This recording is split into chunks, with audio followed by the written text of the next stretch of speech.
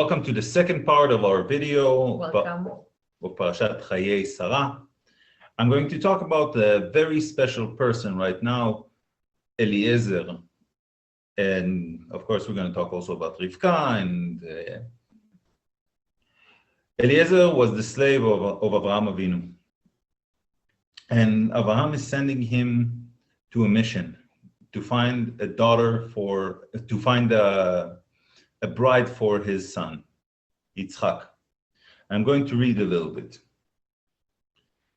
ואברהם זקן בא בימים ואדוני ברך את אברהם בכל. Avraham is old and God blessed him with everything. ויאמר אברהם אל עבדו זקן ביתו המושל בכל אשר לו. So he's telling Eliezer, his slave, that rules everything that he owns, actually. שים נא ידך תחת ירכי, ואשביעך באדוני, אלוהי השמיים ואלוהי הארץ, אשר לא תיקח אישה לבני מבנות הכנעני, אשר אנוכי יושב בקרבו.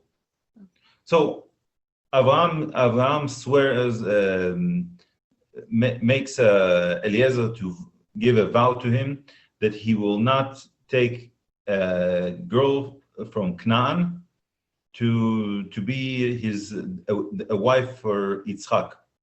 Now, when he says Canaan, he means everybody from the house of Ham, but then he goes deeper and tells, take only somebody that comes from the house of my father. So that if you go into the root of it, somebody that comes from Shem purely all the way to the brothers of Avraham.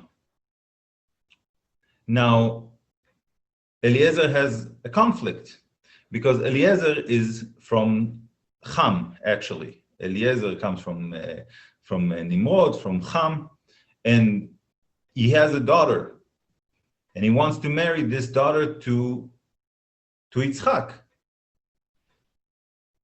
But Eliezer decides to vow not to do that and do exactly what Avraham tells him to do, and he goes on his way. And he does everything with such devotion to go with what Avraham says, and he vows to God. And this shows a really good character. So Eliezer goes all the way to Haran. That's where the family of Abraham lives. Before that, he says to Abraham, what if I can't find, right? What if I can't find a good bride? So Abraham tells him, don't worry, you go, you go to Haran, and if you can't find, it's fine, it's on me. You're released from your from swearing to me. You're released from your vows. If you can't find, you can't find. It's fine. And then Eliezer goes with his camels, and he found the place, and then he sees he sees like a well, and he asks from God, I want to bring a girl to Yitzchak, but I don't know who. He prays to God and says, ויאמר אדוני אלוהי אדוני אברהם, הקרנה לפני היום, ועשה חסד עם אדוני אברהם. הנה אנוכי ניצב על עין המים, ובנות אנשי העיר יוצאות לשאוב מים. והיה הנערה אשר אומר אליה, התי נא קדך ואשתה, ואמרה שתה, וגם גמליך אשקה, אותה הוכחת לעבדך ליצחק, ובא עדה כי עשית חסד עם אדוני. So, Eliezer prays to God and asks him that the girl that will come and offer water for him and his camels, and you know how much camels drink? Unbelievable. So, the girl that will do that, he will know that she is the one. ויהיו טרם קהילה לדבר, והנה רבקה יוצאת ילודה לבתואל בן מילכה, אשת נחור אחי אברהם. וקדה על שכמה, והנערה טובת מראה מאוד בתולה, ואיש לא ידעה. ותעל, וירץ העבד לקראתה, ויאמר הגניעיני נא מים. So he sees Rivka, and she's a nice girl, and she's the daughter of Betuel, the son of Milcah, the wife of Nahor, the brother of Abraham. But he doesn't know that. He doesn't know that yet. And he asked her, "Can you give me some water?" And she's bringing him water and give him to drink. And then she tells him, "I will give water to your camels." And then she does that, and Eliezer sees that, and he's so amazed. So he takes some jewelry, nose ring, and two bracelets, and gives it to her. And she goes and she tells him, "I'm the daughter of Betuel," and he realizes that she's from the family of Abraham, and she's offering him to come to come to their place. They have a big meal with him, and he asks if he can take. He explains that he's the servant of Abraham, and he wants to bring Rivka to be the wife for Yitzchak. Then everybody's agreed, but they ask her first if she's willing to go. She says yes, and she leaves with Eliezer all the way to see Yitzchak. Now, we have a lot of important things in this story, but I'm going to touch one of them. They ask her, "Do you want to go?" You need to ask her if she wants it, if she doesn't want it. It's not something that you just throw on a woman and say, "Oh, go get married with him, go get married with this." No, the woman in marriage, she needs to want to be married to a certain person in order for the connection to be right and pure. Rivka goes with Eliezer, and they approach Yitzchak. ותישא רבקה את עיניה, ותרא את יצחק, ותיפול מעל הגמל. ותאמר אל העבד, מי האיש הלזה ההולך בשדה לקראתנו? ויאמר העבד, הוא אדוני, ותיקח הצעיף ותתכס. So Rivka looks and sees Yitzchak, and she falls from the camel that she was riding all the way. And she asks Eliezer, "Who is this person that is walking towards us?" And Eliezer tells her, "This is my master." And then she covers herself. ויספר העבד ליצחק את כל הדברים אשר עשה.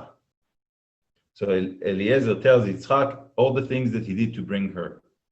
ויביאה יצחק האוהלה, שרה אמו, ויקח את רבקה, ותהי לו לאישה, ויאהביה. Yitzchak brings Rivka to Sarah's tent, and she becomes his wife, and he loves her. So I want to go back to who is Rivka, because we hear that she was chosen not by her beauty, and she was beautiful, but she was chosen by her good midot, by her good character and her generous, behavior. And it was a sign from God, because there's a few things here. Because first of all, Eliezer was told by Abraham. And already in the parasha of Vayera, there's something that repeats itself, that every time Abraham has to do something that Hashem asked him, or a big mitzvah, including the binding of Isaac, it says, Vayashkem Abraham. Vayashkem is from the word like he got up early. Now, some of the things there are so hard to do, right? Who wants to get up early to take his son and to bind it and, God forbid, slaughter it? This was a test, this was like the biggest test of Abraham. So you would think that he will take his time, he will wake up late, drink his coffee. No, he gets up early. If this is what I need to do, I get up early. I get up extra early to do it. So what we can learn from Avraham is that he not only does not delay the mitzvot, he gets up early to do them, to get kind of like, to show his devotion. And, there's many stories about it, that sometimes we are asked in our life to do something for someone. And then we say, okay, wait till I park my car, wait till I go and get this, wait till I get, like, I didn't say no, I just said wait. And the lesson from Abraham on that point is that we have to do our best, that when we have the chance to do a mitzvah, to understand that it's for our own good, and we should not delay it. We should do our best to do it, and to do it early. Now Eliezer, because he kind of, had most of his life in the house of Abraham, next to such a big tzaddik, he got some of this devotion. And Eliezer, when Abraham tells him to go, just like Noam says, he goes, he immediately goes. But Abraham tells him, if you can't find her, it's fine. Abraham said, if you find her, you find her. If you don't, you don't.